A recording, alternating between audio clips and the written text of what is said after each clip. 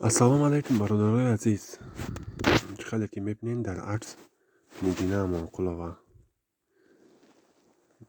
زیباترین زنی تاجیکستان و خوشترین بانو در تاجیکستان.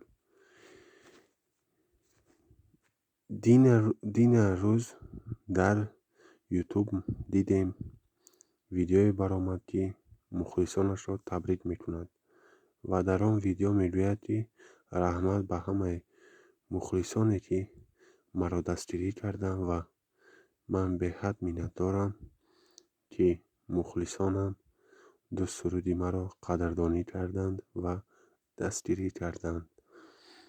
و حاضر میبینیم چه خیلی که در اینستاگرامش چی نوشته است.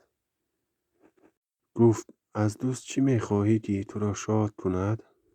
گفت از دوست همین بس که زیما یاد کند. یکمین سرودش دوست نمیداری و دومینش ازبکی بود و نامش دومینش سیوماسنگ ایت بود و بهترین سرودهای پاپولر میدند. خیلی که میبینید زیباترین بانوی تاجیکستان هست و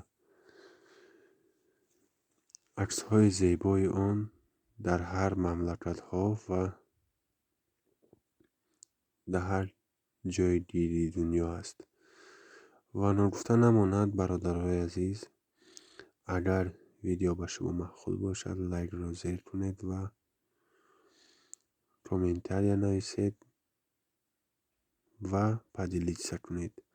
برادرای عزیز، همتون خواهش میکنیم تشنام نکنید.